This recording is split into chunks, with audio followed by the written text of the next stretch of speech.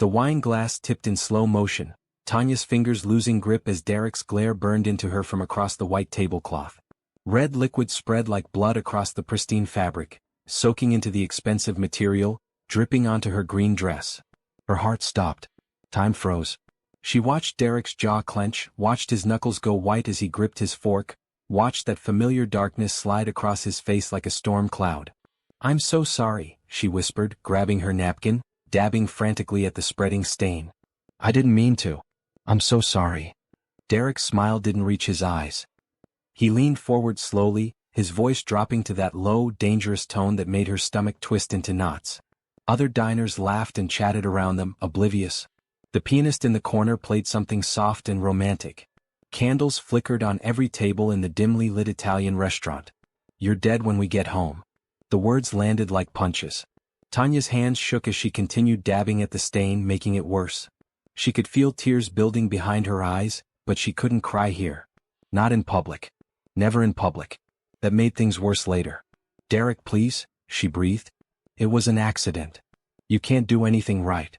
He picked up his own wine glass, taking a long, deliberate sip. "Clumsy. Stupid. Embarrassing me in front of all these people." At the next table, a man in a crisp blue shirt looked up from his laptop. Julian Parker had been reviewing quarterly reports over dinner, his usual Saturday evening routine when he wasn't traveling. He'd chosen this restaurant for its quiet atmosphere and excellent food. Now his attention shifted completely from the spreadsheet on his screen to the couple nearby. The woman was beautiful, her brown skin glowing in the candlelight despite the fear evident in her posture. She wore a bright green dress that should have made her look vibrant and happy. Instead, she looked small, folded in on herself. The man across from her radiated menace despite his casual appearance, despite the upscale setting. Julian had heard the threat clearly. "You're dead when we get home."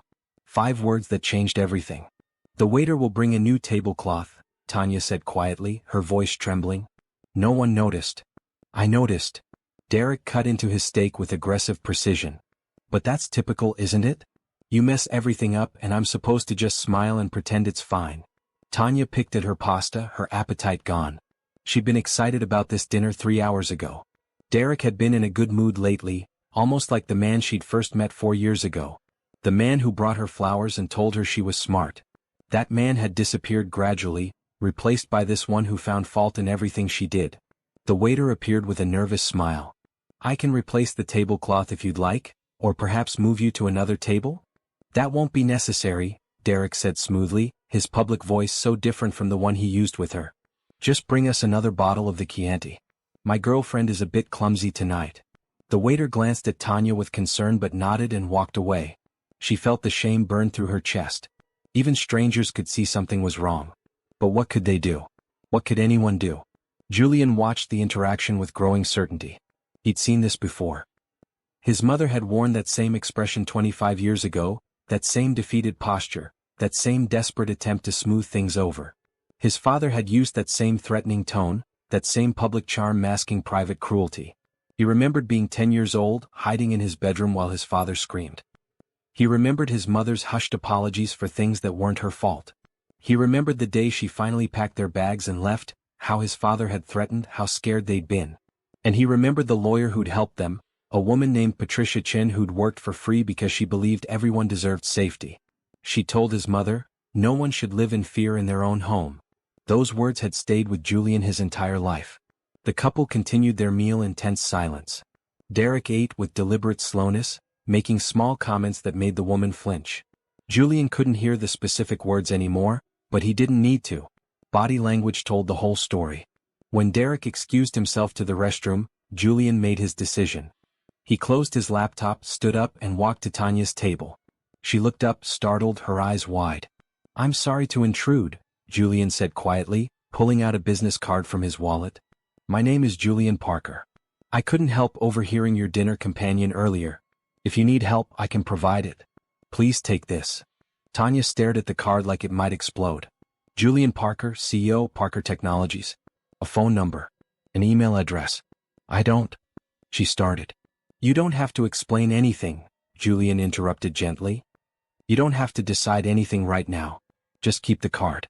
If you need help leaving, if you need a safe place, if you need a job, I can arrange all of it. Immediately." No questions asked. Why would you do that? Tanya whispered, her fingers trembling as she took the card. Because someone helped my mother once, Julian said simply. And I promised myself I'd do the same for others if I ever could. That's my personal cell number. It's on 24 hours a day. Tanya slipped the card into her purse just as Derek emerged from the restroom. Julian smoothly shifted his posture, smiling casually. Excuse me, I was just asking your companion if she knew where the restrooms were, Julian said to Derek with an easy smile. New to this restaurant. Derek's eyes narrowed slightly but he nodded toward the back. Down the hall past the bar. Thanks. Julian returned to his table, his heart pounding. He'd done what he could. The rest was up to her. The couple finished their meal in continued silence. Tanya kept her hand on her purse, feeling the sharp edge of the business card through the fabric. A lifeline. A possibility. But also danger if Derek found it. When they left the restaurant, Julian watched them go. The man's hand gripped the woman's elbow tightly, guiding her to a silver sedan. She walked like someone going to an execution. Julian paid his bill, tipping the waiter generously. As he walked to his car, he pulled out his phone and texted his assistant, Rachel. Need background check on couple from restaurant. Will explain Monday. Also set up emergency resources. May have situation requiring immediate intervention. He sat in his car for a moment, gripping the steering wheel. He hoped she'd call. He hoped she'd accept help. But he knew from his mother's experience that leaving was the hardest part. It had taken her 3 years to finally walk away. Julian started his car and drove home to his empty penthouse, hoping his phone would ring soon. At the same time across the city, Tanya sat in Derek's car in silence as he drove too fast through the streets. Her hand stayed on her purse. The card felt like it was burning through the fabric. You humiliated me tonight, Derek said finally, his voice cold. I'm sorry. Sorry doesn't fix anything. He turned sharply into their apartment complex parking lot. You're lucky I'm tired. We'll discuss this tomorrow. Tanya nodded, relief and dread mixing in her stomach. A reprieve but only temporary. Tomorrow would bring the same arguments, the same threats, the same fear. She walked into their apartment and went straight to the bedroom. While Derek watched television in the living room, she pulled out the business card. Julian Parker. CEO. She'd heard of Parker Technologies. Everyone had. They made software that hospitals used, systems that saved lives. Could this man really help her? Or was it some kind of trick? Why would a billionaire CEO care about her problems? But she thought about his eyes, how kind they'd looked. How he'd mentioned his mother. How he'd said no questions asked. Tanya hid the card in the back of her jewelry box, behind the cheap earrings Derek had bought her last Christmas. She changed into her nightgown and climbed into bed, staring at the ceiling. In the living room, Derek turned up the volume on the television. Tanya closed her eyes and for the first time in years, let herself imagine something different. A life without fear. A life where spilling wine was just an accident, not a crime. A life where she could breathe. The card was still there, hidden but present. A door she hadn't known existed. She fell asleep thinking about Julian Parker's words. If you need help, I can provide it. Maybe tomorrow. Maybe she'd be brave enough tomorrow. Do you believe one act of kindness can change everything? If this story resonates with you, please subscribe to see Tanya's journey to freedom. Comment below. Have you ever witnessed someone step in to help a stranger? Your engagement helps these stories reach people who need them most. Tanya woke to the smell of coffee. For a brief, disorienting moment, she thought it might be a good morning. Then she remembered the restaurant, the wine, Derek's threat. She tensed, waiting. Derek appeared in the doorway with 2 mugs. He set one on her nightstand, his expression unreadable. I'm heading to the warehouse early, he said. We'll talk about your behavior when I get home. Okay, Tanya whispered. After he left, she lay in bed for 20 minutes, listening to the silence. This was how it always went. The threat hanging over her head all day, the dread building, the actual confrontation somehow both better and worse than the anticipation. She got up, showered, and dressed for Sunday in comfortable jeans and a bright red sweater. Looking at herself in the mirror, she barely recognized the woman staring back. When had she become so hollow? Her phone buzzed. Carmen, her coworker and closest friend. Coffee? I need to complain about my date last night. Tanya almost declined out of habit. Derek didn't like her going out without him. But he was at work and she needed to get out of this apartment. Meet you at Maria's in 20. At the coffee shop, Carmen launched into a story about her disastrous date, a guy who'd spent 2 hours talking about his crypto investments. Tanya laughed, feeling some of the tension ease from her shoulders. Your turn, Carmen said finally. How was your fancy dinner? Tanya's smile faded. She wanted to tell Carmen everything. But where would she even start? It was fine, she lied. Carmen studied her with those sharp brown eyes that missed nothing. Tanya, real talk. When's the last time you were actually happy? The question hit harder than it should have. Tanya felt tears threatening and blinked them away quickly. I'm fine. You're not fine. You're never fine anymore. Carmen reached across the table and squeezed her hand. I'm worried about you. That boyfriend of yours, he's not good for you. The way he calls you at work constantly, checking up on you. The way you flinch when your phone rings. You don't understand. Then help me understand. Tanya pulled her hand back, wrapping both hands around her coffee mug. The warmth felt good against her cold fingers. There was a man at the restaurant last night, she said quietly. He overheard something Derek said. He gave me his card. Said he could help. Carmen leaned forward. Help how? He said if I needed to leave he could arrange it. A safe place, a job. He's some CEO, Julian Parker. Wait, the Julian Parker? Parker Technologies? Carmen's eyes widened. Tanya, that's huge. Did you call him? No. I don't know. What if it's some kind of trick? Or what if it's the way out you've been too scared to look for? Tanya's phone buzzed. A text from Derek. Where are you? Her whole body tensed. I have to go. Tanya, wait. But she was already gathering her things, typing back quickly. Coffee with Carmen. Home soon. Think about calling that number, Carmen said as Tanya stood. Please. I can't watch you disappear completely. Tanya drove home in a daze. Carmen's words echoed in her head. When's the last time you were actually happy? She couldn't remember. The early days with Derek, maybe, before he'd slowly isolated her from friends, before the criticism became constant, before she'd learned to apologize for existing. Back at the apartment, she pulled out the business card again. Julian Parker's face appeared in a quick online search. Handsome, successful, frequently in tech magazines for his company's innovations and his charitable work.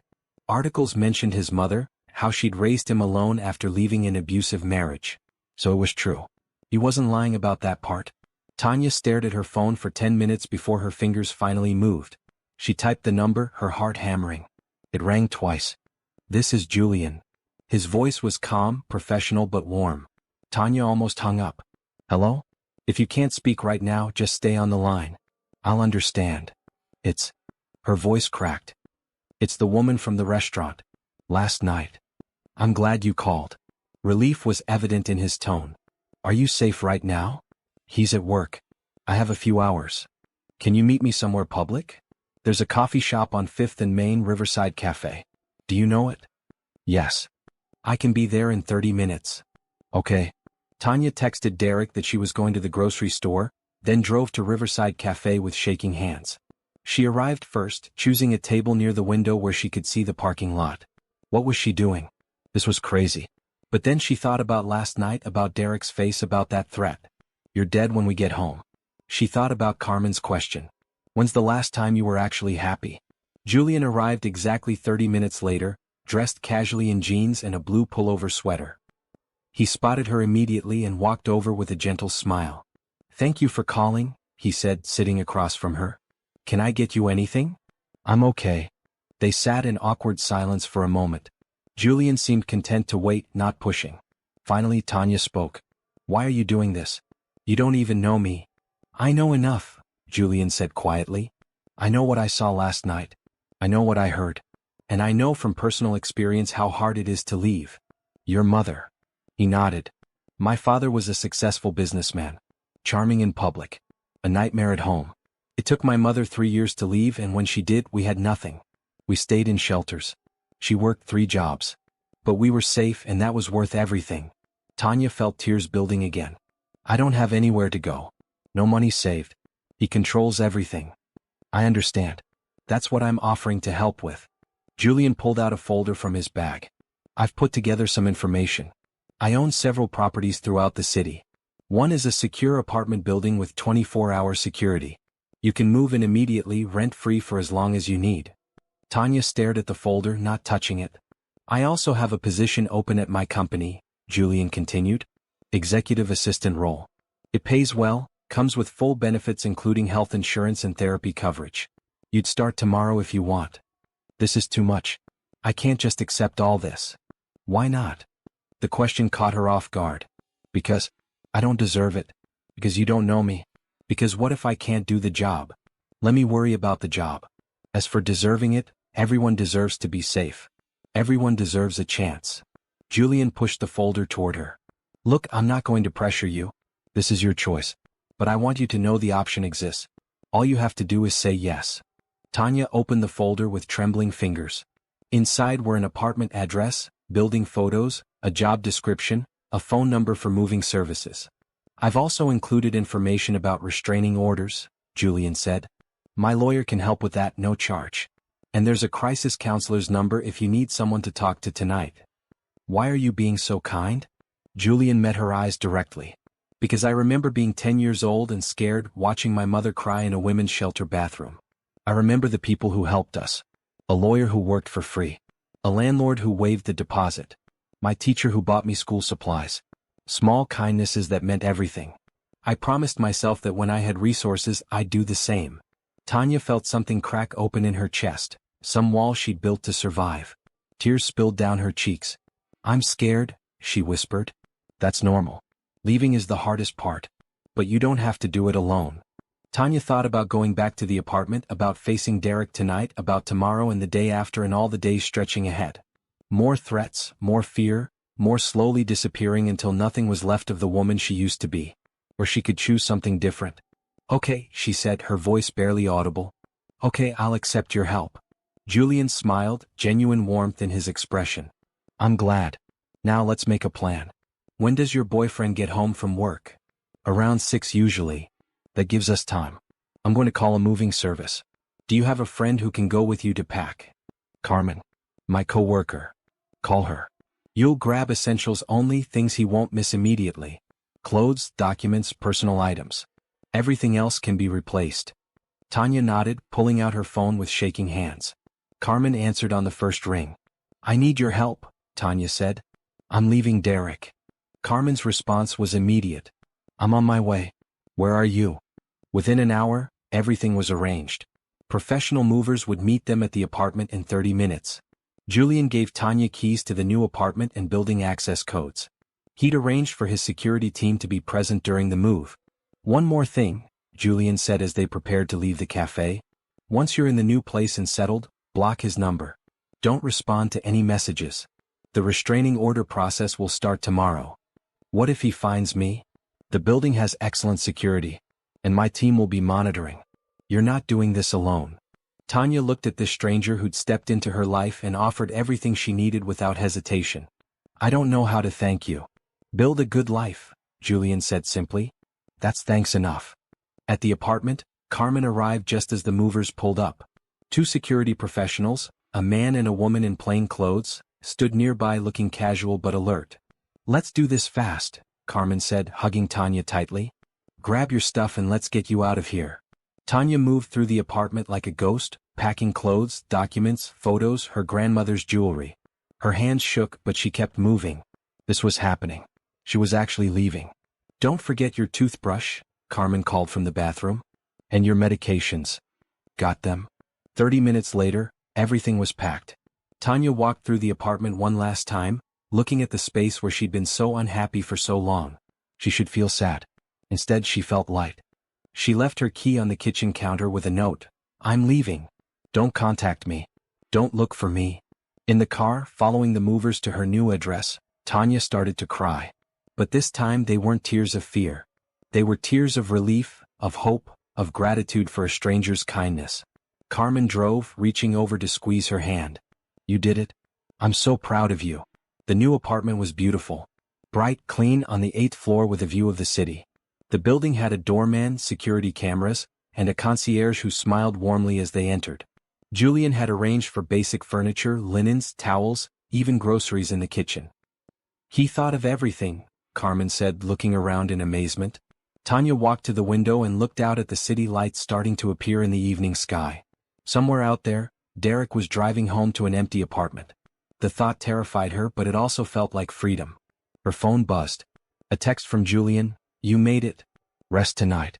Tomorrow we'll handle everything else. You're safe now. Tanya texted back. Thank you. For everything. She blocked Derek's number before she could change her mind. That night, alone in her new apartment, Tanya slept deeply for the first time in years. No threats hanging over her head. No walking on eggshells. Just silence and safety and the possibility of tomorrow. Monday morning arrived with gentle sunshine streaming through windows Tanya actually wanted to open. She woke naturally without an alarm, without Derek's heavy presence beside her, without the immediate tension of wondering what mood he'd be in. She lay in bed for several minutes, processing the reality. She'd done it. She'd actually left. Her phone showed 15 missed calls from Derek's number, all blocked automatically. The thought of him trying to reach her, finding her gone, made her stomach twist. But underneath the fear was something new, something she barely recognized. Relief. Carmen had left a text. First day of your new life. You've got this. Call if you need anything. Julian had texted at 7. Morning. Take your time getting ready. The office address is 450 Commerce Street, 15th floor. Security will be expecting you. No rush. Tanya showered in a bathroom where she didn't have to explain herself for taking too long. She chose her clothes without worrying if they'd be criticized. She made coffee in a kitchen that felt peaceful instead of oppressive. By 9, she was dressed in gray slacks and a bright blue blouse, her hair styled, makeup carefully applied. Looking in the mirror, she saw hints of the woman she used to be. Confident. Capable. Alive. The Parker Technologies building was impressive, all glass and steel in the heart of downtown. Tanya's hands shook as she entered the lobby, showing her ID to security as Julian had instructed. Ms. Brooks, welcome, the guard said warmly. Mr. Parker left instructions. Take the elevator to the 15th floor. Someone will meet you. The elevator ride felt endless. What if she couldn't do this job? What if everyone could see how broken she felt inside? What if she'd made a terrible mistake? The doors opened to a bright, modern office space. Floor-to-ceiling windows overlooked the city. People moved purposefully between workstations, the energy focused but not frantic. A young Asian woman with a warm smile approached immediately. Tanya? I'm Lauren Kim, head of human resources. Julian asked me to get you settled in. Welcome to Parker Tech. Thank you. Lauren guided her through the office, explaining the layout. We're pretty casual here. Everyone's on a first-name basis, including Julian. We have a full kitchen, gym in the building, and mental health days are encouraged, not frowned upon. That's good to know, Tanya said softly. Julian mentioned you're coming from a difficult situation, Lauren said quietly as they walked. I want you to know we have excellent employee assistance programs. Counseling, legal support, whatever you need. It's confidential and fully covered. The kindness in her voice made Tanya's throat tight. Thank you. Here's your office. Lauren opened a door to a spacious room with a desk, computer, and that same incredible view. You'll be supporting Julian directly, managing his calendar, preparing materials for meetings, coordinating with department heads. He'll explain more when he gets back from his morning meeting. Tanya set her bag down, looking around in disbelief. 2 days ago, she'd been trapped in an apartment with a man who made her feel worthless. Now she had an office with a view. Lauren, why is Julian doing all this for me? He doesn't even know me. Lauren smiled gently. Julian believes in helping people. His mother raised him alone after leaving an abusive marriage. He knows how hard it is to escape, and he's built his success on the belief that we should use our resources to help others. It's not charity to him. It's just the right thing to do. Before Tanya could respond, Julian appeared in the doorway. He looked professional in dark slacks and a crisp white shirt, but his smile was warm and genuine. Morning. How are you feeling? Overwhelmed, Tanya admitted. But grateful. Good. The overwhelmed part will pass. Let's talk in my office. Julian's office was large but surprisingly personal. Family photos on the desk, books on shelves, a coffee maker in the corner. He gestured for her to sit on the comfortable couch rather than across his desk. First things first, he said, sitting in a nearby chair. How was your first night in the apartment? Quiet. Safe. I slept through the whole night. Excellent. Now about the job. I want to be clear that this is a real position with real responsibilities. You're not a charity case. I genuinely need an assistant, and I believe you can do this work well. What if I can't? Then we'll train you until you can. Everyone starts somewhere. Julian pulled out a tablet. Let's go over your responsibilities. I need someone to manage my calendar, which is chaos. I need someone to prepare briefing materials before meetings. I need someone to coordinate between departments when I'm traveling. Think you can handle that? Tanya looked at the list on the screen. Calendar management, meeting preparation, interdepartmental coordination. Things she'd been doing informally at her old job for years without recognition. Yes, she said, feeling confidence stir. I can do this. Good. Lauren will set you up with all the systems today. Take this week to learn everything. Ask as many questions as you need. I'd rather you ask 10 times than make mistakes because you were afraid to speak up. They spent the next hour going over procedures and expectations. Julian was patient, thorough, and treated her like a competent professional rather than a victim he was rescuing. Last thing, Julian said as they finished. I've arranged for you to meet with Dr. Rachel Kim tomorrow.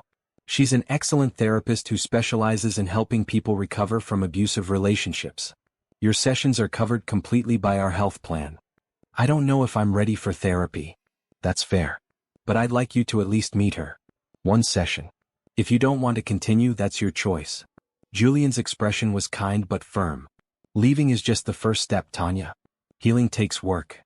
She nodded slowly. Okay. One session. Thank you for trusting me. The rest of the day passed in a blur of system trainings and introductions. Everyone was welcoming, professional, and kind. No one asked probing questions about where she'd come from or why she'd started so suddenly. At lunch, Carmen called. How's the first day? Unreal. I have an office, Carmen. With a window. That's amazing. And how's the billionaire boss? He's nice. Really nice. He doesn't act like he's doing me a favor. He treats me like I belong here. Maybe because you do, Carmen said gently. You're smart and capable, Tanya. You just forgot that for a while. After work, Tanya returned to her apartment, stopping at the grocery store to pick up fresh vegetables and chicken. She cooked dinner in her peaceful kitchen, ate at her small table, and watched the sunset from her window. Her phone buzzed with a blocked call. Derek trying to reach her. She deleted the notification without listening. That evening, Julian texted, Good first day. You did well. See you tomorrow. Tanya replied, Thank you again. For everything. You're welcome. Now get some rest. Tomorrow we have a full schedule.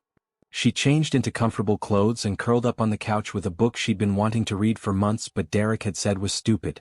The apartment was silent except for the distant sounds of the city. For the first time in 4 years, Tanya felt like she could breathe fully. The fear was still there, lurking in the background, but it no longer consumed everything. She thought about Julian's kindness, how he'd stepped in without hesitation, how he'd arranged everything to help her escape. She thought about Carmen's fierce support. She thought about this new job, this new apartment, this new chance. Before bed, she stood at the window and looked out at the city lights. Somewhere out there, Derek was angry and looking for answers. But she was here, safe, starting over. Thank you, she whispered to the universe, to whatever force had put Julian in that restaurant at exactly the right moment. Tomorrow she'd meet with the therapist. Tomorrow she'd continue learning her new job. Tomorrow she'd take another step forward. But tonight she was just grateful to be free. The morning sun painted Tanya's apartment in shades of gold as she prepared for her second day. She moved through her routine with growing confidence, choosing a bright red dress that made her feel powerful. Derek had hated when she wore red, said it drew too much attention. Now she could wear whatever she wanted. At the office, Tanya arrived early and found Julian already at his desk, reviewing reports. Morning, he called out when he saw her. Coffee's fresh if you want some. Thank you. She poured herself a cup from the office kitchen. What's on the schedule today? Department head meeting at 10, lunch with a potential investor at noon, and I'd like to go over the product launch timeline around 3. But first, your appointment with Dr. Kim is at 9. Her office is 2 blocks from here. Take as long as you need. Tanya had almost forgotten about the therapy appointment. Her stomach twisted with nerves. What if I don't know what to say? Then you sit in silence until you do. Dr. Kim is good at her job. She'll help you find the words. Julian looked up from his computer. And Tanya? There's no shame in needing help to process what you've been through. My mother did therapy for years. It saved her life. Dr. Rachel Kim's office was warm and inviting, with comfortable chairs and soft lighting. Dr. Kim herself was a woman in her 40s with kind eyes and a gentle manner that immediately put Tanya at ease. Thank you for coming, Dr. Kim said as they settled into seats across from each other.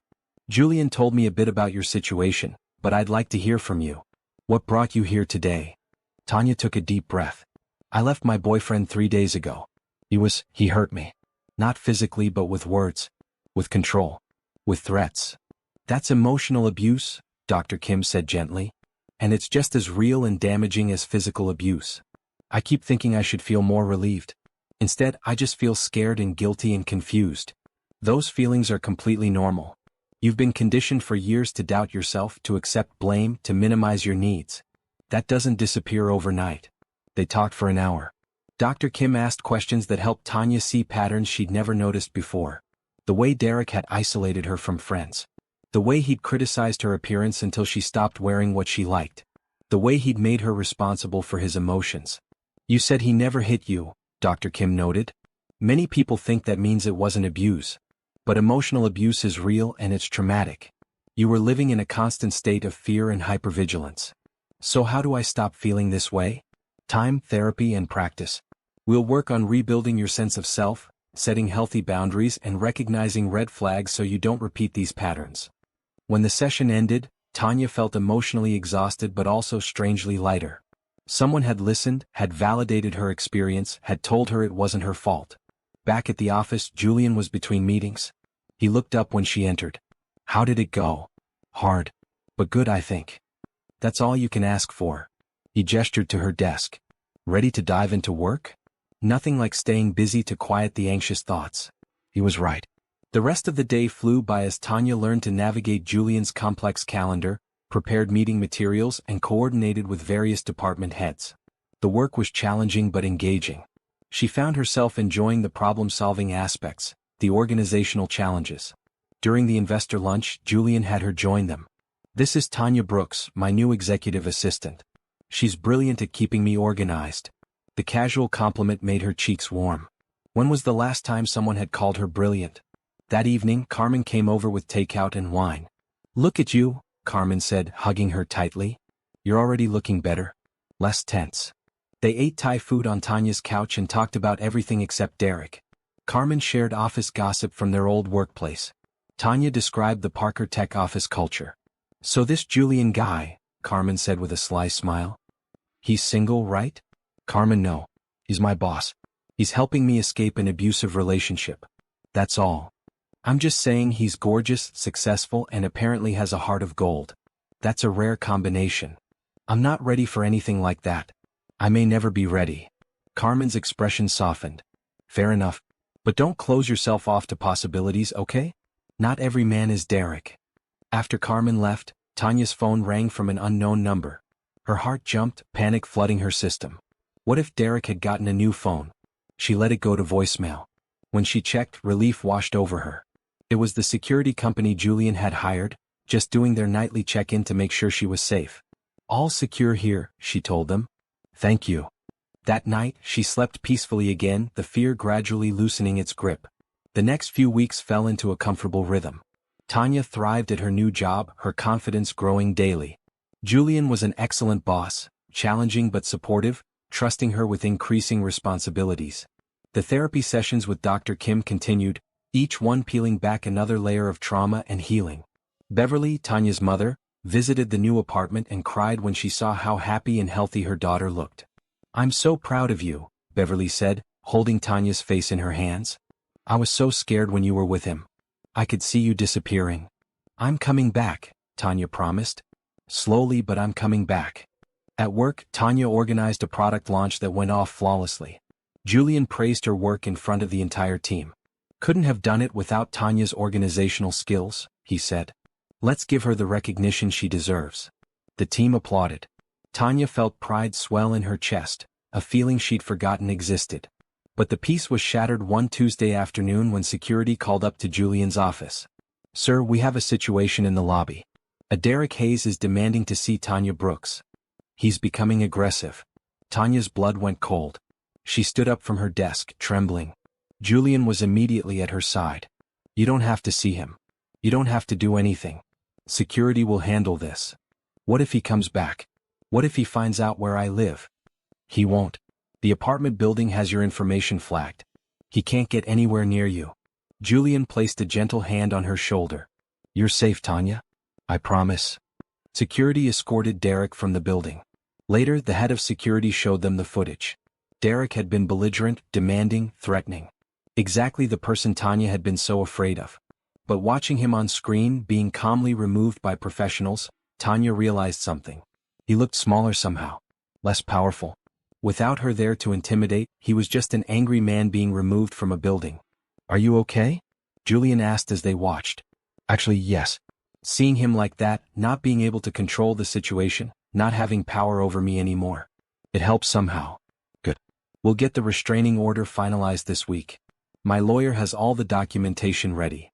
That evening, Tanya called her mother and cried, but they were cleansing tears. She was processing, healing, moving forward. A month into her new job, Julian called her into his office for what he termed a performance review. Tanya sat nervously, wondering if she'd made mistakes she hadn't noticed. "First," Julian said, "you're doing excellent work. Better than I'd hoped. You've streamlined processes, caught errors before they became problems, and everyone says you're a pleasure to work with. Thank you. Second, I'm giving you a raise. 20% increase, effective immediately." Tanya's eyes widened. "What? Why?" "Because you've earned it. Because you're worth it. And because I want you to know that your value isn't tied to someone else's opinion of you. You're skilled, competent, and deserving of recognition." Tears filled her eyes. "I don't know what to say." "Say thank you and accept it," Julian said with a warm smile. "You're allowed to receive good things without guilt, Tanya." She nodded, wiping her eyes. "Thank you. For everything. Not just the job and the apartment and the security. But for believing in me when I didn't believe in myself." "That's what good people do for each other," Julian said simply. "Now go celebrate. Take the rest of the day off." Tanya left the office in a daze. She called Carmen, who screamed with excitement. She called her mother, who cried happy tears. She went back to her apartment and stood at the window, looking out at the city that had once seemed so hostile and now felt full of possibility. Her phone buzzed. A text from Julian. "Forgot to mention, Friday is the company picnic. Hope you'll come. It's casual fun and the food is excellent." She smiled and replied, "I'll be there." For the first time since leaving Derek, Tanya allowed herself to feel something beyond relief and fear. She felt hope. Real, tangible hope for a future that could be bright and full in hers. 3 months had passed since that night at the restaurant.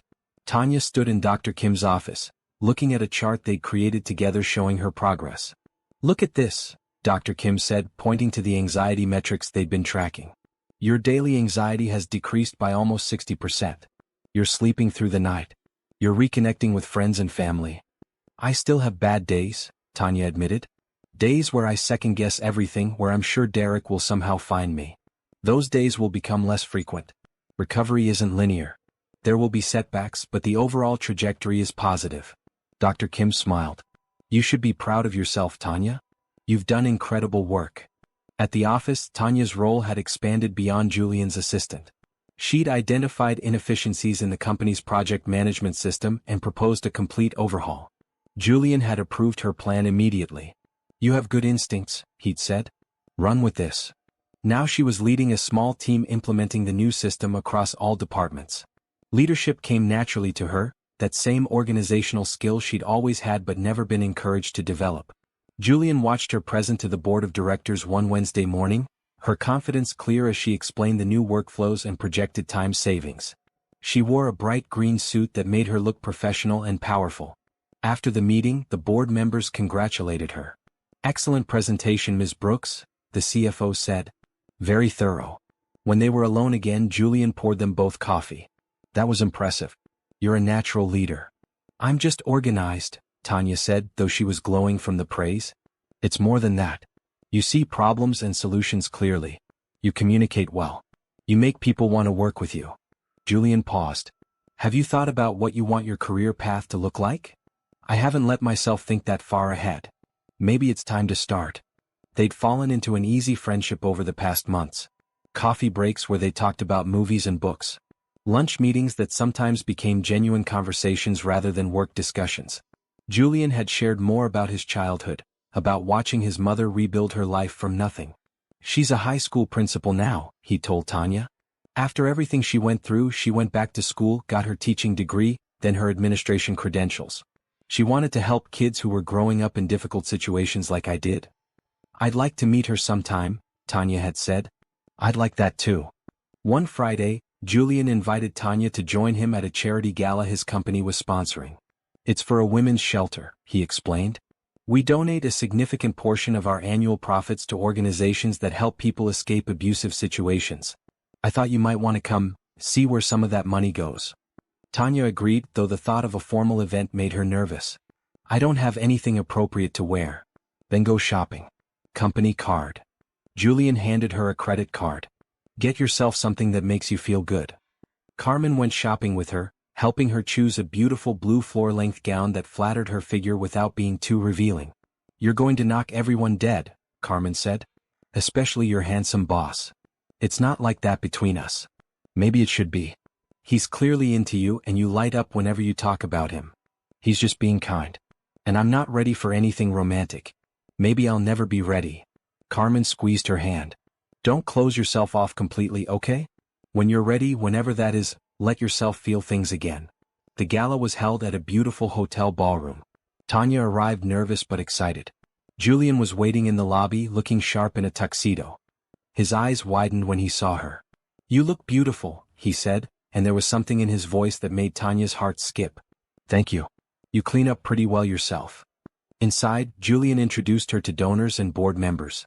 This is Tanya Brooks, my executive assistant and the genius behind our new project management system. She met the director of the women's shelter, a fierce woman named Patricia who'd been running the organization for 20 years. Julian is one of our biggest supporters, Patricia said. Not just financially, but he's on the board, volunteers his time, uses his platform to raise awareness. We're lucky to have him. He's a good man, Tanya said, watching Julian across the room talking animatedly with a group of donors. His mother went through what you went through, Patricia said gently. Julian told me a bit about your situation. I'm glad you got out. I'm glad you had someone willing to help. Me too. Later, during dinner, Julian told her about the first time he'd volunteered at the shelter as a teenager. I was 16. My mom had been stable and successful for years by then, but she never forgot where we'd come from. She started volunteering and she'd bring me with her. I'd play with the kids while she talked with the women. It changed my perspective on everything. Is that why you started your company? So you'd have resources to help people? Partly. But also because I like building things, solving problems. The money just means I can do more good. He paused. Can I tell you something? Of course. When I saw you in that restaurant, heard what he said to you, I saw my mother. I saw how scared she looked all those years ago. I couldn't walk away. I physically couldn't make myself ignore it. Tanya felt her throat tighten. I'm glad you didn't. Are you happy, Tanya? Really happy? She thought about the question. I'm getting there. I have good days and hard days. But yes, I think I'm starting to be happy again.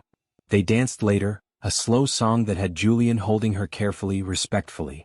Tanya found herself relaxing into his arms, feeling safe in a way she hadn't felt in years. Thank you, she whispered. For saving me. You saved yourself. You made the call. You packed your things. You walked away. I just made it easier. As the song ended, Julian looked at her with an expression she couldn't quite read. There was something more than friendship there, something deeper. But he didn't push, didn't press. He simply smiled and led her back to their table. On the drive home, Tanya's phone buzzed. A text from Carmen. How's the gala? Good. Julian is wonderful. Told you. Let yourself feel things, Tanya. You deserve happiness. At her apartment, Julian walked her to the door like a gentleman. Tonight was nice, Tanya said. Thank you for inviting me. Thank you for coming. Julian hesitated as if he wanted to say something more but held back. See you Monday. Inside her apartment, Tanya changed into comfortable clothes and made tea. She thought about Julian, about how kind he'd been, how patient. Carmen's words echoed in her head. Let yourself feel things. Was she developing feelings for Julian? The thought terrified her. It was too soon. She was too broken. He deserved someone whole and healthy, not someone still piecing herself back together. But lying in bed that night, she couldn't stop thinking about how safe she felt in his arms on the dance floor. How his smile made her heart beat faster. How he looked at her like she was someone valuable and worthy. Dr. Kim had warned her about this. You'll be vulnerable to developing feelings for your rescuer. It's a common response. But make sure you're distinguishing between gratitude and genuine affection. Was it just gratitude? Or was it something more? Tanya didn't have answers. But for the first time since leaving Derek, she allowed herself to consider the possibility of feeling something for someone. Maybe not now. Maybe not soon. But someday when she was ready, maybe she could open her heart again. The thought was both terrifying and exciting. She fell asleep thinking about blue eyes and genuine smiles, about kindness and safety, about the possibility of something new. Monday morning arrived with spring rain tapping against Tanya's windows.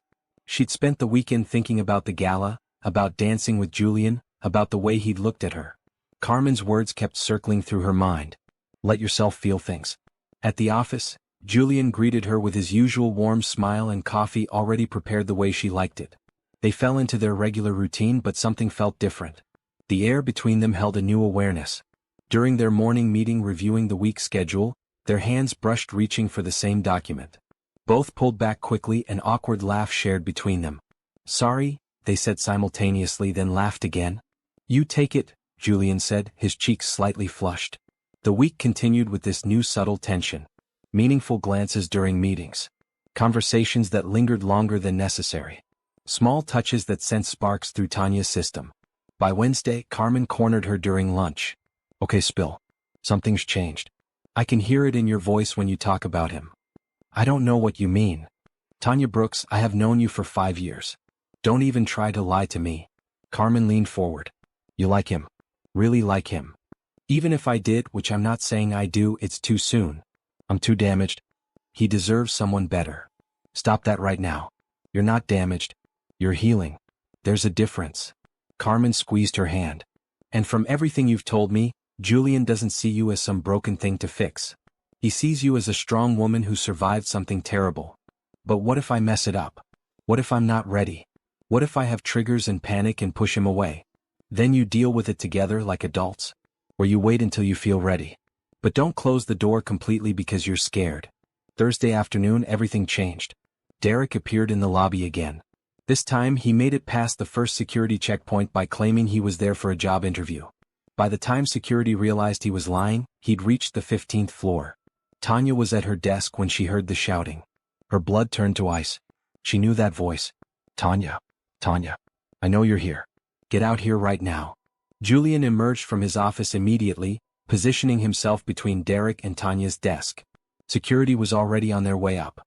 You need to leave, Julian said firmly. Now. Who the hell are you? Derek's face was red with rage. Where is she? Tanya, get out here and face me like an adult instead of hiding behind your rich boyfriend. Tanya stood on shaking legs. Dr. Kim's words echoed in her mind. You're not responsible for managing his emotions. You don't owe him explanations. I'm calling the police, Julian said calmly, pulling out his phone. I just want to talk to her. 5 minutes. That's all I'm asking.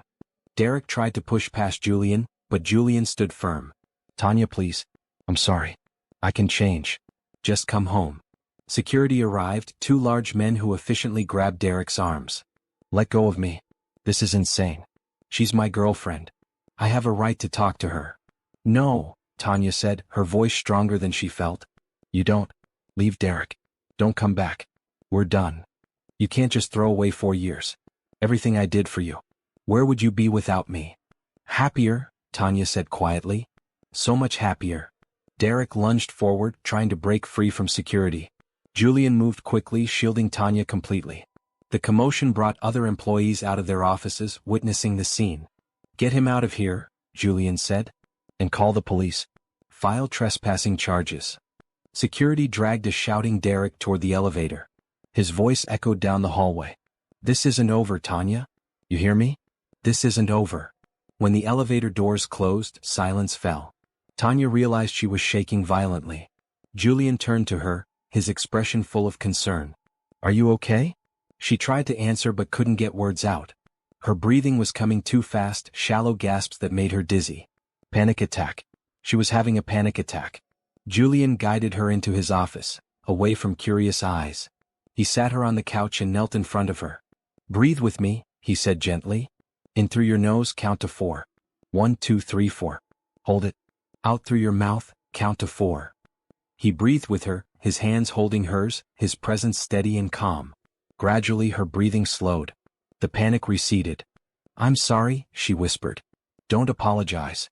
You have nothing to be sorry for. Julian sat beside her, still holding her hands. He's gone. He can't hurt you. What if he comes back?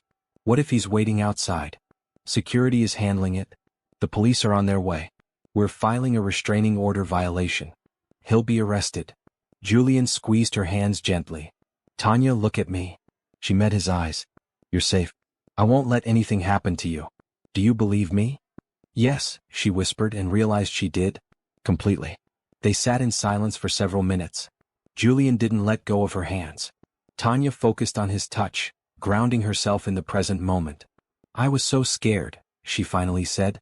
Not just of him but of everyone seeing. Of being that person, the victim everyone pities. No one pities you. Everyone saw a woman standing up to someone who was trying to intimidate her. That's strength, not weakness. I couldn't have done it without you. Yes, you could have. But I'm glad you didn't have to. The police arrived and took statements. Derek had been caught in the parking garage, still ranting. They arrested him on multiple charges including violating the restraining order and trespassing. The officers assured Tanya that he'd be held overnight at minimum. After the police left, Julian convinced Tanya to let him drive her home. She was still shaky, exhausted from the adrenaline crash. In his car, a comfortable sedan that somehow surprised her, Tanya leaned her head against the window. Thank you for protecting me today. Always, Julian said simply. At her apartment building, Julian insisted on walking her up. The doorman recognized him and waved them through. In the elevator, Tanya felt tears starting. I'm sorry. I don't usually cry this much. Cry as much as you need. You've earned it. Inside her apartment, Tanya collapsed onto the couch. Julian sat beside her, and before she could think about it, she leaned into him. He wrapped his arms around her without hesitation. I've got you, he murmured. You're safe now. They sat like that for a long time, Tanya crying out the fear and stress and relief. Julian just held her, one hand stroking her hair, his presence solid and comforting. When she finally pulled back, wiping her eyes, she found him looking at her with such tenderness it made her heart ache. Julian, I need to tell you something. Okay. I'm not sure when it happened, but somewhere along the way I started having feelings for you. Real feelings, not just gratitude. She took a shaky breath. And that terrifies me because I'm still healing and I don't want to mess this up, and you deserve someone who isn't so broken. Julian gently wiped a tear from her cheek. First, you're not broken. You're healing, which is different. Second, I've had feelings for you since the day you walked into my office. Third, we don't have to rush anything. We can take this as slow as you need. You have feelings for me? How could I not? You're brilliant, kind, strong, and more beautiful than you realize. He smiled. I was trying to be professional, to give you space to heal. But Tanya, I care about you. Not as someone I'm helping, but as someone I want to spend time with. What if I have bad days? What if Derek's appearance today triggers setbacks? Then we deal with them together. I'm not going anywhere. Tanya looked into his eyes and saw nothing but sincerity. No pressure, no expectations, just genuine care. Can we take this really slow? She asked. As slow as you want. We're already friends. We already spend time together. Nothing has to change unless you want it to. I want it to. Eventually. I just need time. Then time is what you'll have. Julian stood. I should let you rest. But I'm going to call later to check on you, okay? Okay. At the door, Julian paused. For what it's worth, you were incredibly brave today. Facing him, standing your ground. That took real courage. After he left, Tanya changed into comfortable clothes and made tea. Her hands were steadier now. She thought about Julian's words, his confession that he had feelings for her too. Her phone buzzed. Julian, made it home. Checking that you're okay. I'm okay. Thank you for everything today. Anytime. Sleep well, Tanya. She smiled at her phone. For the first time, the thought of being with someone didn't fill her with dread. With Julian it felt like possibility. Like hope. Like maybe when she was ready she could trust someone with her heart again. That night, despite everything that had happened, Tanya slept peacefully, knowing she was safe and cared for. The weekend after Derek's arrest passed quietly. Julian called Saturday morning to check on her, and they ended up talking for 2 hours about everything and nothing. Movies, childhood memories, favorite foods, dreams they put aside. I wanted to be a teacher, Tanya admitted. Working with kids, helping them learn. But Derek said it was a waste of time, that teachers didn't make enough money. It's not too late, Julian said. You could go back to school, get your teaching degree. I know several universities with excellent programs. Maybe someday. Sunday, Beverly came over for brunch. Tanya made pancakes while her mother sat at the kitchen counter, watching her daughter move around the bright space. You seem different, Beverly observed. Lighter somehow. I feel different. More like myself. Is there something you want to tell me? Beverly's knowing smile suggested she already suspected. Tanya told her about Julian, about their conversation about taking things slow. Beverly reached across the counter and squeezed her daughter's hand. He sounds like a good man. Your father would have liked him. I wish Dad was here to meet him. Me too, baby. But I think he's watching out for you. Maybe he guided Julian to that restaurant that night. The thought made Tanya smile through tears. Monday at work, things felt different but comfortable. Julian kept things professional during office hours, but the warmth between them was evident. They had lunch together in his office, talking about the upcoming product launch. I want you to lead the presentation, Julian said. You know the project inside and out. The board should hear from you directly. That's a huge responsibility. You can handle it. I have complete faith in you. Over the following weeks, they settled into a new rhythm. Work remained professional, but they'd have dinner together once or twice a week. Casual meals where they talked and laughed, getting to know each other beyond the roles of boss and employee, rescuer and rescued. Julian introduced her to his father, James Parker, at a family dinner. James was a distinguished man in his 60s with the same kind eyes as his son.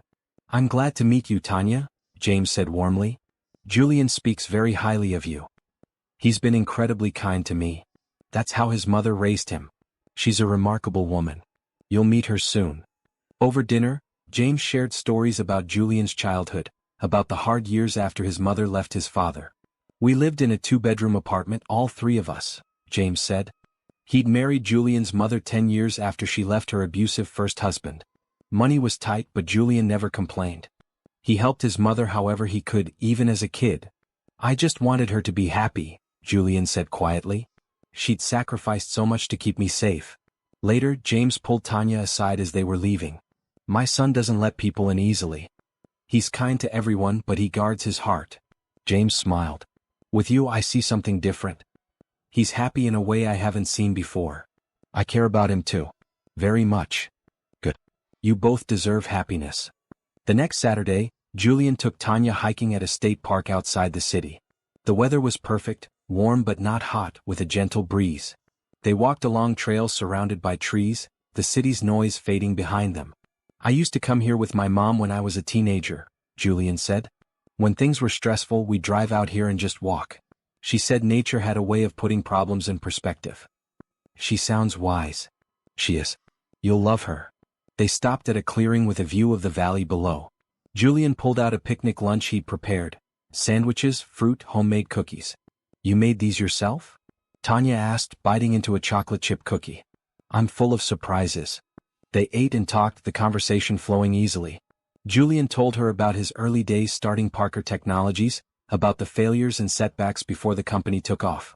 Everyone sees the success now, but there were years where I barely made rent. I slept on a couch in the office. I ate ramen for every meal. But I believed in what I was building. What kept you going? The memory of those shelters we stayed in. The memory of my mother working 3 jobs. I wanted to build something that could help people the way others had helped us. The business success was almost accidental. The mission was always about creating resources to do good. Tanya leaned against his shoulder. You're a rare person, Julian Parker. So are you, Tanya Brooks. They sat in comfortable silence, watching clouds drift across the sky. Can I ask you something? Tanya said eventually. Anything. Why haven't you dated anyone seriously? Carmen looked you up online. There's no mention of relationships in any article about you. Julian was quiet for a moment. I dated in my 20s, but nothing serious. I was building the company, focused on success. Then as I got older and the company grew, it became harder to trust people's motives. Were they interested in me or my money? That must be lonely. It was. Until I met you. He turned to look at her. With you, I know it's real. You didn't come to me for my money. You didn't even want my help at first. I was scared you had ulterior motives. Which proves you're smart. Julian smiled. But somewhere along the way we became friends. Then more than friends. And I haven't felt this happy in years. Tanya reached up and touched his face gently. I'm still scared sometimes. Scared I'll mess this up. Scared Derek will come back. Scared I'm not healed enough to be what you need. You're exactly what I need. And I'm patient. We'll take this at whatever pace feels right to you. What if that pace is really, really slow? Then we'll move really, really slow. Tanya kissed him then, soft and tentative. Julian responded gently, letting her control the pace. When they pulled apart, both were smiling. "Was that okay?" she asked. "That was perfect." They packed up their picnic and continued their hike, hands intertwined. For the first time in years, Tanya felt completely present in a moment, not worried about the future or haunted by the past. That evening, Julian drove her home. At her door, he kissed her again, still gentle, still patient. "Thank you for today," Tanya said. "Thank you for trusting me." Inside her apartment, Tanya called Carmen immediately. "I kissed him." Carmen screamed so loud Tanya had to hold the phone away from her ear. "Finally. Tell me everything." They talked for an hour, Carmen demanding every detail. When they hung up, Tanya stood at her window looking at the city lights, feeling lighter than air. Her phone buzzed. "Julian, thank you for a perfect day. Sweet dreams." "You too. Looking forward to tomorrow." "Me too." Tanya got ready for bed with a smile on her face. In therapy, Dr. Kim had warned her about moving too fast, about mistaking gratitude for love. But this felt different. This felt real and solid and right. She was falling for Julian Parker, and for the first time that didn't terrify her. It felt like hope. It felt like possibility. It felt like the beginning of something beautiful. 3 weeks after their first kiss, Derek's court date arrived. The prosecutor's office had built a solid case. The original threats, the restraining order violation, the trespassing at Parker Technologies, multiple harassment charges. Tanya had been dreading this day for weeks. Having to face Derek again, having to testify about their relationship, having to relive the fear and control. Dr. Kim had spent several sessions preparing her. "You're not the same person you were 5 months ago. You're stronger now. You've built a support system. You have resources. Most importantly, you've reclaimed your voice." The night before the court appearance, Tanya couldn't sleep. She paced her apartment, anxiety churning in her stomach. At 2 in the morning, she texted Julian. "Can't sleep. Too nervous about tomorrow." He replied immediately. "Want some company? I make excellent hot chocolate." 20 minutes later, he was at her door with supplies. They sat on her couch, drinking hot chocolate and talking until the sky began to lighten. "What if I freeze up there?" Tanya asked. "What if I can't get the words out?" "Then you take a breath and try again. The prosecutor will guide you. I'll be right there in the courtroom. So will your mom and Carmen." Julian set down his mug and took her hands. "You survived years with him. You can survive a few hours of testimony. Will you hold my hand? In the courthouse. Every second you need me to." They fell asleep on the couch as the sun rose, Tanya's head on Julian's shoulder, his arm around her protectively. Carmen woke them a few hours later, having let herself in with the spare key Tanya had given her. "Okay, lovebirds, time to get ready. We have a court appearance to crush." Tanya showered and dressed in a blue suit that made her feel professional and strong. Beverly arrived with breakfast neither of them could really eat. Julian had gone home to change but returned in a sharp gray suit, ready to provide support. At the courthouse, the prosecutor, a determined woman named Ms. Anderson, met with them to review what would happen. "He's going to try to make excuses, minimize his behavior. That's normal. Just tell the truth about what happened. Be specific. Don't let his lawyer intimidate you." In the courtroom, Tanya sat at the front with Beverly on one side and Carmen on the other. Julian sat directly behind her, a steady presence she could feel. When Derek was brought in, Tanya's breath caught. He looked smaller than she remembered, defeated. He wouldn't meet her eyes. The charges were read. Derek's lawyer, a bored-looking public defender, entered a not guilty plea. Ms. Anderson called Tanya to the stand. Walking up there felt like the longest journey of her life. But when she sat down and looked out at the courtroom, she saw Julian's encouraging smile, her mother's proud expression, Carmen giving her a thumbs up. She could do this. Ms. Anderson started with basic questions. How long had she known Derek? When did they start dating? Then the harder questions came. Can you describe the defendant's behavior during your relationship? Tanya took a breath. He was controlling. He wanted to know where I was at all times. He monitored my phone, my emails. He criticized everything I did, how I dressed, how I talked, who my friends were. Did he ever threaten you? Yes. Multiple times. He'd say things like I'd regret leaving him, that I couldn't survive without him. The night in the restaurant, he said I was dead when we got home. Derek's lawyer objected, claiming hearsay. The judge overruled. What happened after you left the defendant? Tanya detailed the move, the new apartment, the restraining order. Then she described Derek appearing at her workplace. He was screaming, demanding I come out. He tried to push past my boss. He said it wasn't over, that he had a right to talk to me. How did his behavior make you feel? Terrified. Even though I was surrounded by security, even though I was safe, I felt that old fear come back. Like I was trapped again. Derek's lawyer cross-examined her, trying to paint Derek as a concerned boyfriend who'd made mistakes. Isn't it true you left without explanation? Didn't my client deserve to know why?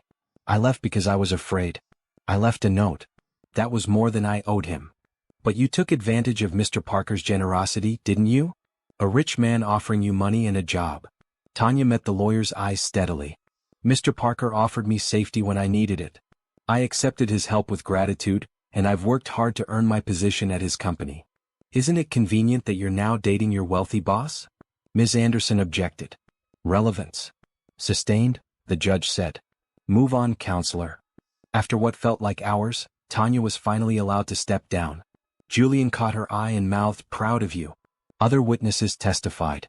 The security guards from Parker Technologies described Derek's aggressive behavior. The police officers who'd arrested him detailed his threats. A previous co-worker testified about seeing bruises on Tanya's arms that Derek had explained away as clumsiness. Finally, Derek took the stand. He painted himself as the victim, claiming Tanya had used him and then abandoned him for someone richer. "I loved her," he said, his voice breaking. "I gave her everything. She threw it away." But under cross-examination, his story fell apart. Ms. Anderson got him to admit to the threats, to showing up at Tanya's workplace, to violating the restraining order. The judge deliberated for only 30 minutes before returning with his verdict. "Mr. Hayes, I find you guilty on all charges. Domestic harassment, stalking, violating a restraining order, and criminal trespass. I'm sentencing you to 1 year in county jail, followed by 3 years of probation. You are to have no contact with the victim, directly or indirectly. You will also complete mandatory counseling for domestic abusers." Derek's face crumpled. His lawyer patted his shoulder with little sympathy. Outside the courthouse, Tanya collapsed into Julian's arms, crying but this time with relief. "It's over," Beverly said, hugging her daughter tight. "It's really over." Carmen was openly crying. "You were so brave in there. So strong." Ms. Anderson came out and shook Tanya's hand. "Excellent testimony. You made the case easy to prove. I hope you find peace now." That evening, Julian took Tanya to the beach. They walked along the shore as the sun began to set, the sky painted in shades of pink and orange.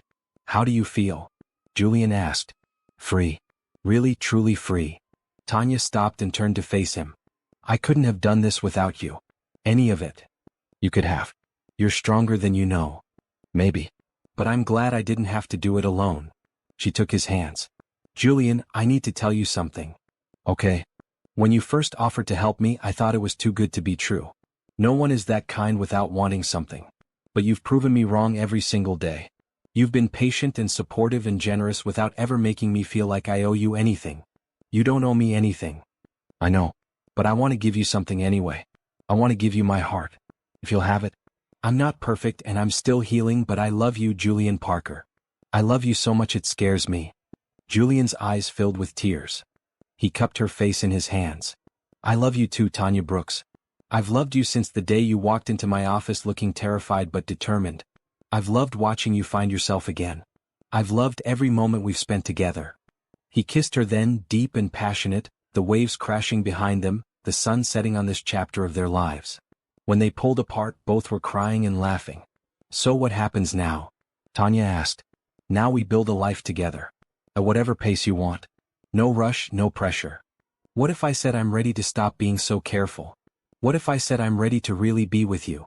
Then I'd say I'm ready for that too." They walked back to his car hand in hand, the future stretching ahead of them bright and full of possibility. At her apartment, Julian came inside. They sat on the couch, talking and laughing until late into the night. "Stay," Tanya said when he started to leave. "I don't want to be alone tonight." Julian stayed, holding her as she fell asleep, both of them peaceful and content. The next morning, Tanya woke in Julian's arms and knew with absolute certainty that this was real. This was right. This was love. 6 months passed in a blur of happiness. Tanya thrived at Parker Technologies, her project management system so successful that other companies were requesting to license it. Julian supported her ambitions, encouraging her to pursue a patent and consider starting her own consulting business. "You have a gift for this," he'd said. Don't limit yourself to just our company. At Dr. Kim's office, Tanya graduated from weekly sessions to monthly check-ins. You've done remarkable work, Dr. Kim said during their final regular session. You've processed trauma, rebuilt your sense of self, established healthy relationships. You should be proud. I couldn't have done it without your help. You did the hard work. I just provided tools. Dr. Kim smiled. How are things with Julian? Perfect. Or as perfect as real life gets. We have disagreements sometimes, but we talk through them. He respects my boundaries. He supports my goals. He makes me laugh. That's what healthy love looks like. Tanya moved into Julian's home after he proposed during a weekend getaway. They'd been hiking again, this time to a mountain peak with a stunning view, when he'd gotten down on one knee. Tanya Brooks, you've changed my life in every way possible. You've shown me what real partnership looks like. Will you marry me? She'd said yes through happy tears, and they'd called their families from the mountaintop. Beverly had cried. Oh baby, I'm so happy for you. Your father would have loved this. James had congratulated them warmly. Welcome to the family officially, Tanya. Though you've been family in our hearts for months now. Packing up her apartment felt strange. This place had been her refuge, her first taste of independence and safety. But she was ready for the next chapter. Carmen helped her pack as always. Look at you, Carmen said, wrapping glasses in newspaper. 6 months ago you were terrified of being alone. Now you're moving in with your billionaire fiancé. When you say it like that, it sounds like a romance novel. It basically is. Except it's real, and you earned every bit of this happiness. The housewarming party Julian threw was intimate and perfect. Close friends and colleagues filled the spacious house. Beverly charmed everyone. Carmen made Julian promise to always treat her best friend well. I will, Julian said seriously. I promise you, Carmen. She's the most important person in my life. Julian's mother, Catherine, flew in for the party. She was a striking woman in her 50s with kind eyes and an easy laugh. So you're the woman who captured my son's heart, Catherine said, hugging Tanya tightly. I'm so glad to finally meet you. Julian's told me so much about you. I hope he mentioned I'm very protective of him. But I can see why he loves you. You light up when you look at each other. Later, Catherine pulled Tanya aside. Julian told me about what you went through. I want you to know I understand. I lived it too. Catherine squeezed Tanya's hand. What you did, leaving and rebuilding your life, that takes incredible courage. I'm proud of you even though we just met. Thank you. That means a lot. And thank you for loving my son. He deserves someone who sees how special he is. At work, Tanya was promoted to Director of Operations, overseeing multiple departments. She hired a team to implement her project management system company-wide, teaching them the principles she developed. During board meetings, she presented with confidence, her ideas respected and valued. No one treated her as just the boss's girlfriend. She'd earned her position through skill and hard work. One Tuesday afternoon, Tanya received an email that made her gasp. Julian, come look at this. He came to her office and read over her shoulder. It was from the National Women in Business Association, nominating her for their Rising Star Award. This is incredible, Julian said. You're going to win. I'm just nominated. You're going to win, he repeated firmly. Because you're brilliant and innovative, and they'd be fools not to recognize that. The award ceremony was 2 months away. In the meantime, life continued its happy rhythm. Tanya and Julian fell deeper in love, their relationship built on respect, trust, and genuine friendship. They traveled to Paris for a week, walking along the Seine and eating croissants in tiny cafes. They visited his mother in her city, spending time with her students and seeing the school she'd built from nothing. This is what success looks like, Catherine told them, gesturing to the bustling school. Not just making money, but using resources to help others build better lives. Back home, Tanya started taking night classes toward her teaching degree. Julian had been right. It wasn't too late to pursue her dreams. The night before the business awards ceremony, Tanya stood in front of her closet trying to choose a dress. The red one, Julian said from the doorway. You look powerful in red. She turned and smiled at him. This man who'd stepped into her life at exactly the right moment, who'd offered help without expecting anything in return, who'd become her best friend and partner. I love you, she said. I love you too. Now put on the red dress and come practice your acceptance speech. I'm not going to win. You're going to win, he said again with absolute certainty. And he was right. At the ceremony, surrounded by Beverly, Julian, Carmen, Catherine, and James, Tanya accepted the Rising Star Award. She gave a speech about resilience, about accepting help when it's offered, about believing in yourself even when others have torn you down. 6 months ago I was in a dark place. Someone reached out a hand to help me up. But the hard work of standing, of walking forward, of building a new life, that was mine to do. Every person here has overcome something. Every person here has had to choose courage over fear. Thank you for this recognition. I accept it not just for myself, but for everyone who's ever had to rebuild their life from scratch. The applause was thunderous. Afterward, people approached her with their own stories, thanking her for her honesty. You gave me hope, one young woman said. I've been thinking about leaving my situation. Hearing your story makes me believe I can do it. Tanya gave her Julian's card. Call this number. Tell them I referred you. They'll help. Because Julian had started a foundation. The Tanya Brooks Second Chance Foundation, dedicated to helping people escape abusive situations. Every person who called received the same help Tanya had. Safe housing, job assistance, legal support, therapy. You're not just changing your life, Julian had told her when he revealed the foundation. You're changing hundreds of lives. That night, dancing with Julian at the awards after-party, Tanya felt overwhelmed with gratitude. Not just for being rescued, but for rescuing herself. For choosing to accept help. For doing the hard work of healing. What are you thinking about? Julian asked. How different my life is now. How happy I am. How none of this seemed possible a year ago. Do you ever regret calling my number that day? Not even for a second. Best decision I ever made. Second best, Julian corrected with a smile. What was the best? Saying yes when I asked you to marry me. Tanya laughed and kissed him. You're right. That was the best decision. They danced until late, surrounded by people who loved and supported them, celebrating not just an award but a life reclaimed, a future bright with possibility. 1 year after that terrible night at the restaurant, Tanya stood in front of her mirror, adjusting the simple white dress she'd chosen for this special day. Not a wedding dress, not yet. That would come next month at the ceremony they were planning. But today was important for different reasons. Carmen fastened the clasp on Tanya's necklace. You ready for this? More than ready. Today, Julian was recreating their first real conversation, the morning after Tanya had called his number. The morning that had changed everything. They arrived at Riverside Cafe, the same coffee shop where Julian had first offered comprehensive help. But this time the place was decorated with flowers. Close friends and family filled the tables. Beverly, Catherine, James, Carmen, Lauren from HR, Dr. Kim, even Ms. Anderson, the prosecutor. Julian stood near their original table, looking handsome in slacks and a blue sweater, holding a small box. What's all this? Tanya asked, though her heart already knew. A year ago we sat at this table and I offered you a chance at a new life. You took that chance. You did the hard work. You became the amazing woman standing in front of me now. Julian took her hands. I want to spend the rest of my life giving you chances, opportunities, support, and love. He got down on one knee again even though she already wore his ring. Tanya Brooks, in front of everyone who loves us, I want to ask you again. Will you marry me? Yes, she said, laughing and crying simultaneously. Yes, 1,000 times yes. Everyone applauded as Julian stood and kissed her. But that's not the only surprise, he said, pulling her to sit at the table. He placed the small box in front of her. Open it. Inside was a key and a deed. Tanya read the address and gasped. That's the old community center downtown.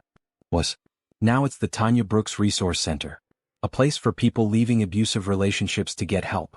Job training, therapy, legal assistance, temporary housing coordination. Everything in one place. Tanya couldn't speak. Tears streamed down her face. You've talked about wanting to do more to help others the way you were helped, Julian continued. This is your chance. If you want it, you can run it however you see fit. The foundation will fund it completely. How did you do this? I started working on it 6 months ago. Your mother helped design the layout. Carmen helped pick out furniture. Dr. Kim is on the advisory board. It's ready to open whenever you are. Beverly came over, hugging her daughter. This is your calling, baby. Helping others like you. Your father would be so proud. I'm so proud, Catherine added, joining them. You're going to change so many lives. The celebration continued for hours. People shared stories, offered toasts, and celebrated not just Tanya and Julian's love, but the hope they were spreading to others. Carmen pulled Tanya aside at one point. Remember when I found you at that coffee shop last year, looking so lost and scared? Look at you now. Look at everything you've built. We've built, Tanya corrected. I couldn't have done any of this without you. Yes, you could have. But I'm glad you didn't have to. Later, Dr. Kim approached with a warm smile. I wanted to tell you how proud I am of your progress. You've gone from surviving to thriving. That's extraordinary. You helped me see what healthy love looks like. You helped me believe I deserved it. You always deserved it. You just needed to believe it yourself. As the sun began to set, Julian and Tanya slipped away from the party for a private moment. They walked to the spot where they'd first really talked, where he'd offered help and she'd accepted. Do you ever think about what would have happened if I hadn't been at that restaurant? Julian asked. Sometimes. But I don't dwell on it. You were there. You helped. And I took the chance you offered. Tanya leaned against him. I think about the future instead. The resource center, our wedding, maybe kids someday, all the lives will help. Kids. Julian smiled. You want children? Eventually. When I'm ready. Do you? With you? Absolutely. They stood in comfortable silence, watching the evening sky change colors. Julian, can I tell you something? Always. That night at the restaurant, when Derek threatened me, I felt so small and powerless. I thought that was my life forever. I'd given up hope. Tanya turned to face him. Then you appeared. Not like some knight in shining armor saving a helpless princess, but like one human offering help to another human who needed it. You gave me resources and opportunities. I did the work. That partnership, that respect, that's what made everything possible. You're right. I opened a door, but you walked through it. Every step after that was yours. And you walked beside me the whole way. Julian kissed her softly. Always will. They returned to the party as the lights were being turned on. The cafe glowed warmly, full of laughter and love. This community of people who'd supported Tanya's journey, who believed in second chances, who knew that kindness could change lives. Beverly raised a glass. I want to toast my daughter. A year ago she was trapped and scared. Today she's confident and strong. She found the courage to leave, the strength to heal, and the wisdom to accept help when it was offered. Tanya, you inspire me every day. To Tanya, everyone echoed. And to Julian, Tanya added. For seeing someone who needed help and not looking away. For proving that good people exist. For loving me at my worst and celebrating me at my best. To Julian. Carmen stood next. I want to add something. This story isn't just about leaving a bad situation. It's about what happens after. About choosing to heal instead of staying broken. About accepting help instead of struggling alone. About building something beautiful from painful beginnings. She looked at Tanya with tears in her eyes. You're my hero, best friend. You really are. As the toasts continued, Tanya felt overwhelmed with gratitude. Not just for being rescued, though that had been crucial, but for everyone who'd played a part in her healing. Dr. Kim's patient therapy, Carmen's fierce friendship, Beverly's unwavering support, Catherine's understanding, and Julian's constant, steady love. Later that night, at home, Tanya and Julian sat on their patio overlooking the city lights. I got something for you too, Tanya said, pulling out an envelope. Inside was a letter and a check made out to the Second Chance Foundation. I've been saving part of every paycheck, Tanya explained. This is the first of many donations I plan to make. I want to help fund the work we're doing. Julian's eyes filled with tears. You don't have to do this. I want to. I'm not just someone who was helped anymore. I'm someone who can help others. That matters to me. He pulled her close. How did I get so lucky to find you? We found each other. At exactly the right time. The next morning, Tanya visited the new resource center. Walking through the bright, welcoming space, she envisioned the lives that would be changed here. Women and men escaping abuse, finding safety, rebuilding their futures. In the main area, a plaque had been installed. The Tanya Brooks Resource Center, where second chances begin, founded in honor of all those who've had the courage to leave, and in gratitude to those who helped them find their way. Tanya traced the letters with her fingers, thinking about that scared woman who'd called Julian's number a year ago. Thinking about all the scared people who would call the center for help. Her phone rang. The first call to the center's helpline. Resource Center, this is Tanya. A woman's trembling voice. I need help. I'm scared to leave, but more scared to stay. I understand. I've been exactly where you are. And I can help. Are you safe right now? He's at work. Good. Let's make a plan. As Tanya talked the woman through her options, offering the same comprehensive help Julian had offered her, she felt everything come full circle. From victim to survivor to advocate. This was her purpose. This was her calling. This was how she'd take the worst thing that had ever happened to her and transform it into hope for others. 1 year after Julian had heard those terrible words, "You're dead when we get home," and decided to act, Tanya was here. Thriving, happy, and loved, helping others find their way to freedom. The story that had started with fear and threats had transformed into one of hope, healing, and second chances. As the sun streamed through the resource center windows, Tanya smiled. This was just the beginning. The best was yet to come. If you believe in the power of kindness and second chances, please subscribe to see more stories of hope and resilience. Share this story with someone who might need to hear it. Your support helps these messages reach people who need them most. Comment below. What moment in this story moved you the most?